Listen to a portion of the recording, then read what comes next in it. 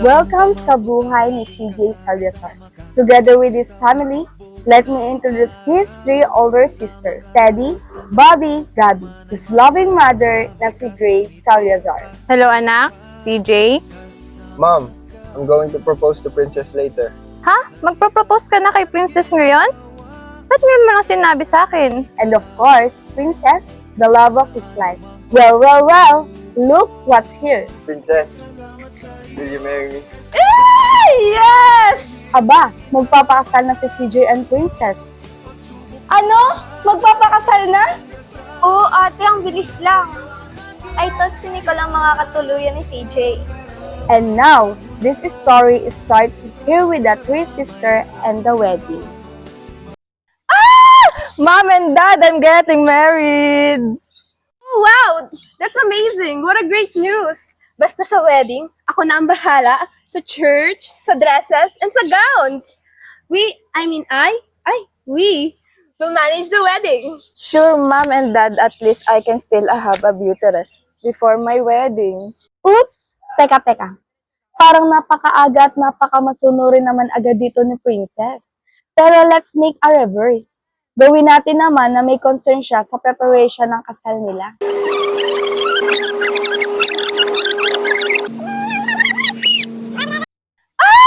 Mom and Dad, I'm getting married! Wow! That's amazing! What a great news! Basta sa wedding, ako na ang bahala sa church, sa dresses, and sa gowns. We will manage the wedding. Wait, Mom, dapat include din natin yung suggestion ni CJ and his family about our wedding. Hep. No, I can manage everything because we can provide everything. But, magiging pamilya ko din sila. Princess, darling, we need to invite his family para naman maipakita ng mami mo ang plano para sa iyong kasal. Yes, we should invite them. Tawagan mo natin si CJ. Mom, please be kind to them and magtanong ka din sa ideas nila. Tingnan natin, my darling princess. Parang minamoy yung kakaiba. Well, let's make it forward na nga para makapunta tayo sa exciting bless part. po. Ito na sila. Nagkita-kita ang family na CJ and Princess. Dad, Dali! Tingnan na natin ang mangyayari sa kanila. Thank you for inviting us here. Welcome to the house of the Bayags. Oh, have you seen the church? It is so divine. And on the day of the wedding, it will be colored with rainbows. Rainbows? That's the theme? No, it's the motive of the entourage she deserves. The theme is Under the Sea. It symbolizes CJ's and Princess' first meeting at the sea. Hold on. Under the sea? You're kidding, right? Do I look like I'm kidding? This is my serious face. And this is my funny face. And because the theme is under the sea, my princess shall be the most beautiful mermaid, and the entourage and bridesmaid will be the sea creatures of the ocean. Ay, naka-prepare na. Ang galing naman ni Mom. Naka-prepare na pala. Amazing. Here we have the seashell-inspired gowns, the coral-inspired one, the jellyfish, of course, the seahorse for the bridesmaid, and the octopus. Jeanette, isn't that little too much for us? A little? Yes, a little.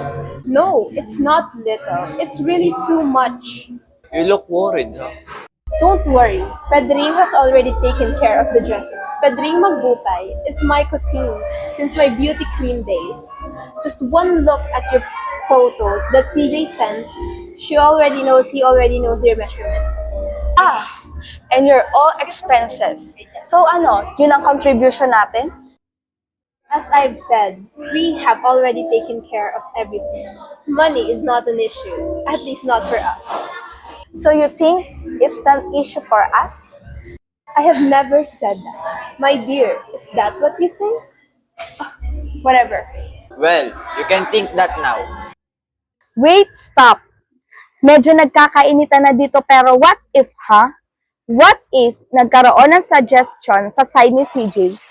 Let us see what will happen if we turn it democratic. Welcome to the house of the Bayags. Oh, have you seen the church? It is so divine. And on the day of the wedding, it will be colored rainbows. The theme is Under the Sea.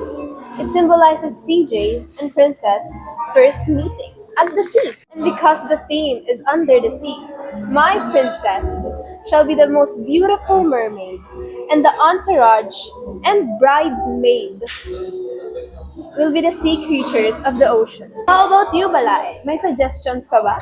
Your family's opinion is great. Pero medyo parang kayo nang gumagawa.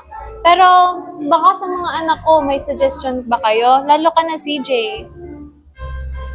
Do you mind if I suggest my idea? The Under the Sea theme is beautiful, but coloring rainbow is too much. I suggest we need to stick to shades of color, like oceanic blue, light blue, sky blue, and turquoise blue. I suggest the turquoise blue for my coat and my necktie. That color suits you perfect. And about bride and bridesmaid attire, I suggest that the princess will not wear like a mermaid. I think Gabby's idea is right. We should make it formal because the groom will wear the coat and tie. So the bride should wear the mermaid and the bridal gown. That's wonderful. I agree with your idea. How about you, honey? Yes, it could be. How about you, Balay? I agree with you, Balae. Then the wedding is settled. We should to proceed eating. Ayan, mabuti na lang nagkasundo-sundo ang family. Pero bakit ganon? Nakaka-feel akong plot twist dito. Nandito na yung mga bayag. Nandito na din si Teddy. Teddy?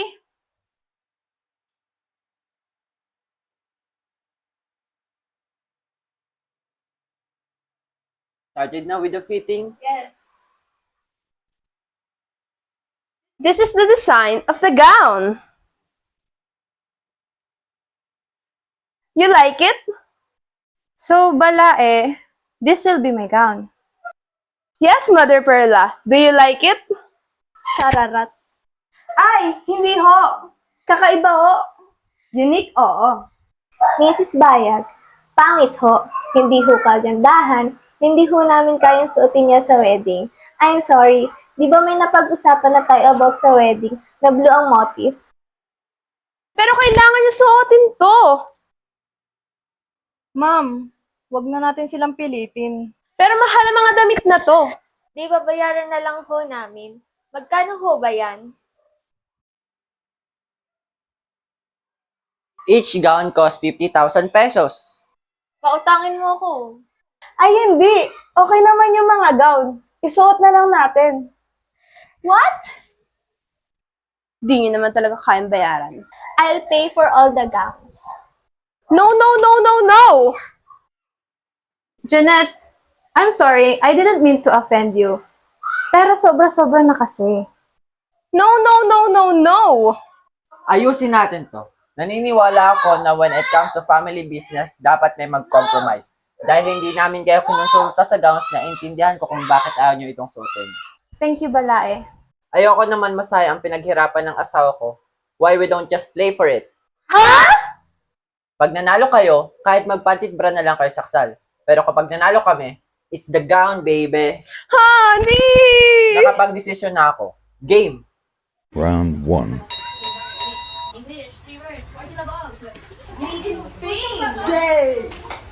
One point, Salazar.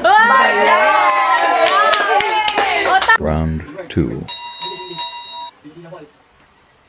Made in China.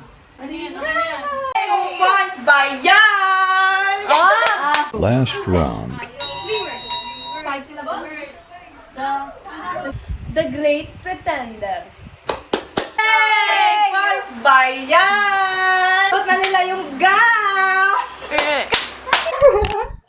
Obvious naman siguro na kailangan nyo suotin ng mga gowns. But wait, Hindi ko to palalampasin. Anong nakakatawa doon, Junette? You are disrespecting one of my children. Bakit lagi si Teddy yung pinupuro nyo? Explain, Junette. Kasi, katawa-tawa naman talaga siya. Why don't you ask her? Ipapaalala ko lang sa inyo na nandito kayo sa pamamahay ko. If you, both of you, disrespecting one of my children again, you shall leave right now. At oo talaga, we will leave. And the wedding is off. Let's go, princess. Then go ahead! Leave! The door is open! CJ, stay here! Teka, princess. Stay Ma! here! But ma'am, the gowns, di ba dapat suotin pa rin nila yun? CJ! Let's leave. Oh no! Paano ng wedding? Ito na ba ang inaabangan ng confrontation ng Three Sisters and CJ's wedding? Ito ang dapat nating abangan sa next episode. Bakit ganon? Hindi ako kasing galing ni Bobby. Bakit parang galit ka? Bakit parang kasalanan ko? Gabi, Bobby, pasensya na kung ganyan ang nafe-feel nyo. Lalo ka na, CJ. Mahal ko kayo. Tumigil ang mundo, nabighan. Action, go.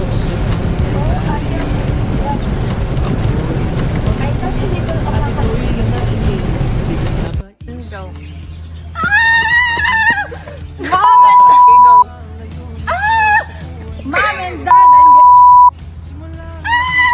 Mom and Dad, I'm getting married.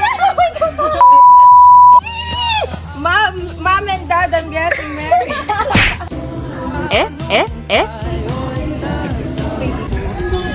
Kahit anong gawin. Ayoko namang masayang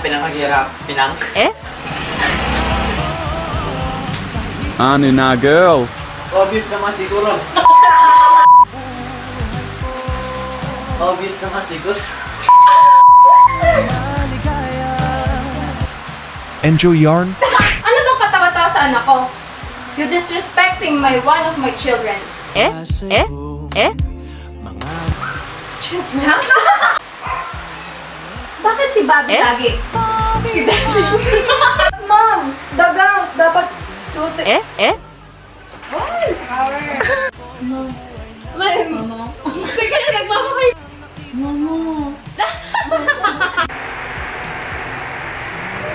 Dito ka